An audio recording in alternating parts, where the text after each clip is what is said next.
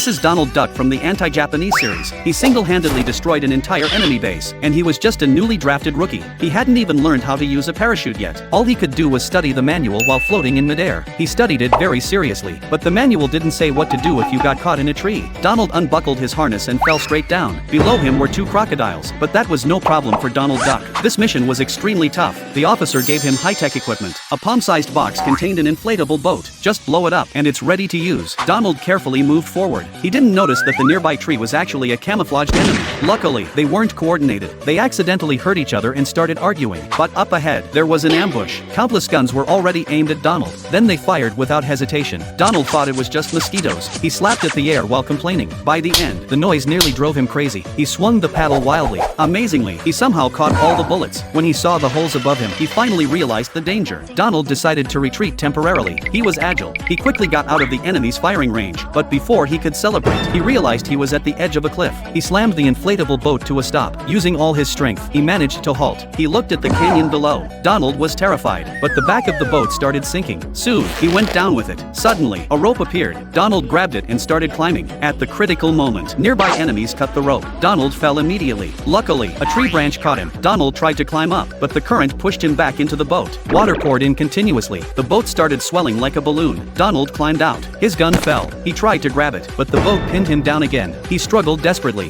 Finally, he escaped, but the boat kept expanding. His gun hit the boat, yet he managed to move it aside. He saw nails on the ground. He flipped a wooden plank over. The rough wood, he smoothed with his mouth. He even put plugs on the grass. There was a pointed stake ahead. Donald quickly turned it. He didn't notice the other end was sharper. Then came a tremendous crash. Behind him, the area had turned into a sea of water. Boulders rolled down the mountain with the current. Donald could only flee desperately. Even when the ground started splitting, even when he fell into a crevice, he jumped out with all his might. But now, there was no way forward. Below was an abyss. Behind him were broken rocks. He straightened his chest, ready to die heroically. But unexpectedly, a huge boulder catapulted him high into the air. He fell again. This time, a tree branch caught him perfectly. At that moment, Donald realized the enemy base was right below, and the flood rushing down the mountain. In an instant, it swallowed the entire base. Donald raised his binoculars. He saw nothing but a sea of water and sunken plane wrecks.